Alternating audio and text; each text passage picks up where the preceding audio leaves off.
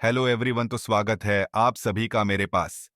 और हाँ, मैं बता देता हूँ आपको कि मैं हमेशा अपनी आप बीती या फिर किसी सब्सक्राइबर की या फिर अपने किसी रिश्तेदार की कहानी हमेशा लेकर आता हूँ।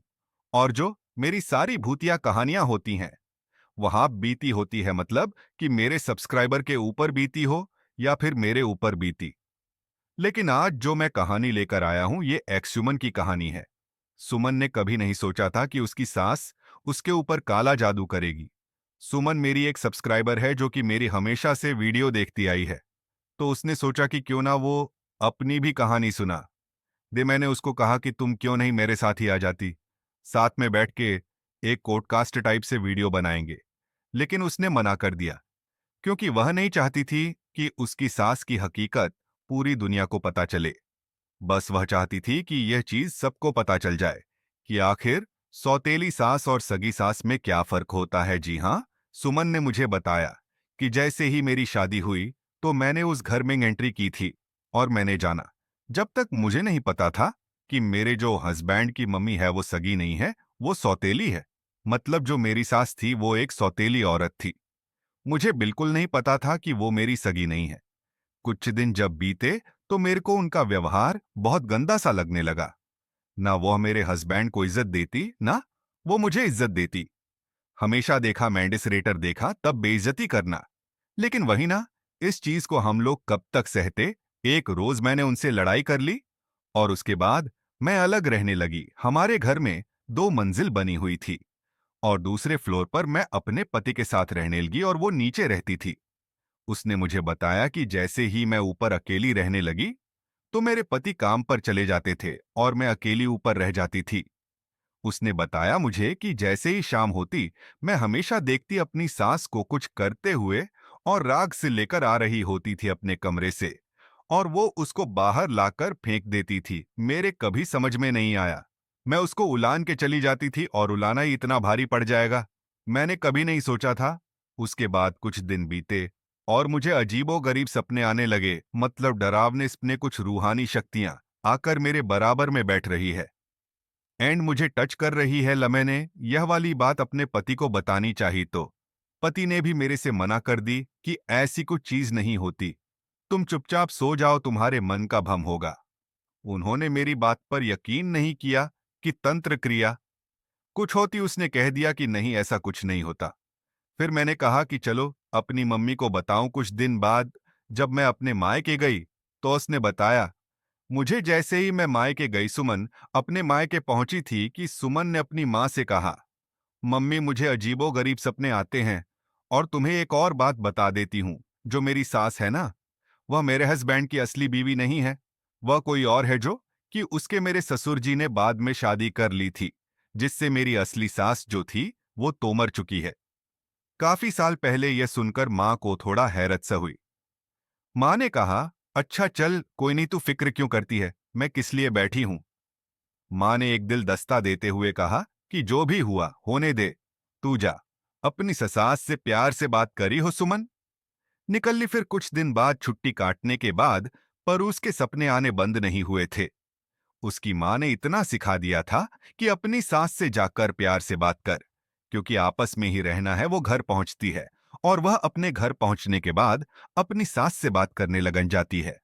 सास कहती है इसके अंदर इतना कड़ाव दलाव का है, लेकिन सास ने जो करना था वशीकरण वह कर लिया था।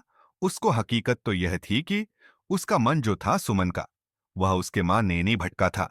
उसकी सास के काले जादू ने भटका था, क्योंकि उसके दिमाग में हर वक्त उसकी सांस ही चलती रहती थी। शाम को जब उसके पति आए तो उसने बताया अपने पति को कि मुझे नहीं पता, मैं नीचे ही रहूंगी। अब अपनी सास के पास पति ये चीज समझ नहीं पाए। सुमन दिन रात काम करने लगी। सुमन कभी कभी सोचती कि मैं इतना काम क्यों कर रही हूं।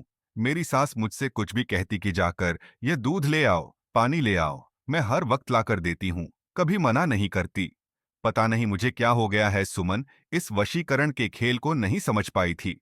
पर हद तो जब हुई जब एक रोज सुमन का पति सो रहा था और सुमन उसके बराबर में सो रही थी, और एक साथ सुमन की आंख खुलती है और कहती है मुझे सासू मां के पास जाना है। सुमन के पति ने कहा, अरे तनी, रात में कहां जा रही हो? रात के 2-3 बज रहे हैं, सो रही होंगी। नहीं नहीं, मुझे नहीं पता। मुझे उनके पास जाना है, मुझे उनकी बहुत याद आ रही है।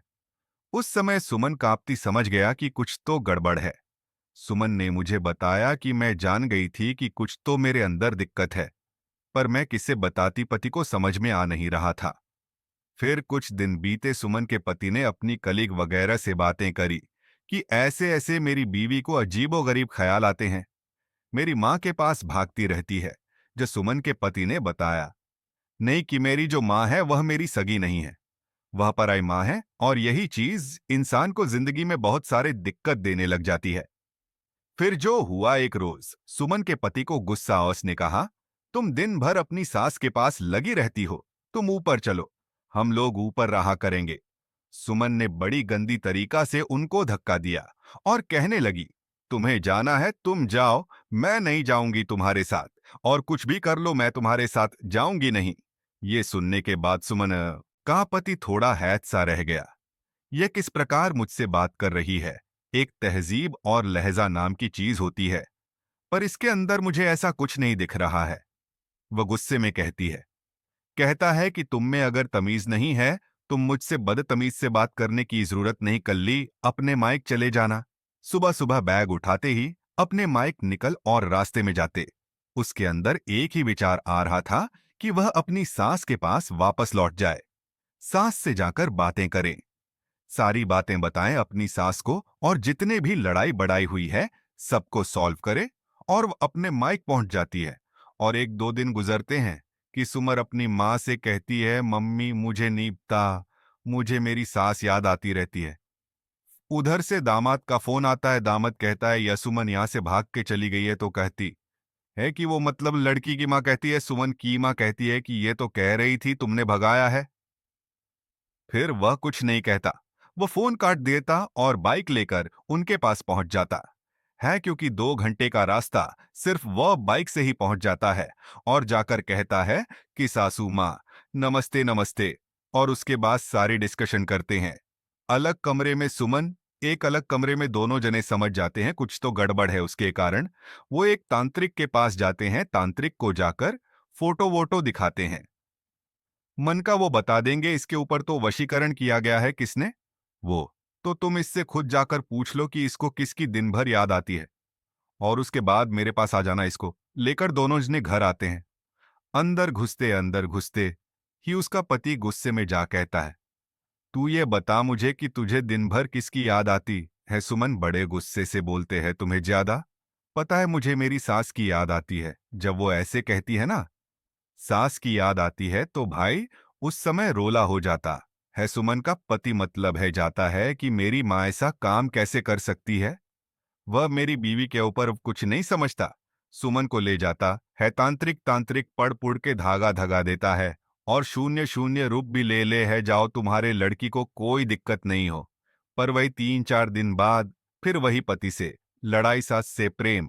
वह आता और बाबा का गला पकड़ता है, बाबा के 2 लगाता है खींच खींच के, एंड जो तूने शून्य शून्य रप ले लिए, और मेरी बीवी अब भी मेरी माँ को ही गाए जा रही है, गाए जा रही है। फिर वो फिर करता है वह असली क्रिया, वो कहता है, अरे बाबूजी छोड़ दो, मुझे छोड़ दो, मैंने तुम्हें ठगने के लिए करा, पर मैं तुम्हारा काम बना दूंगा, तुम मुझे एक रुपमत दे। वो पढ़ता है 1 घंटे तक, कुछ करता है, उसके बाद कहता है आप जाओ।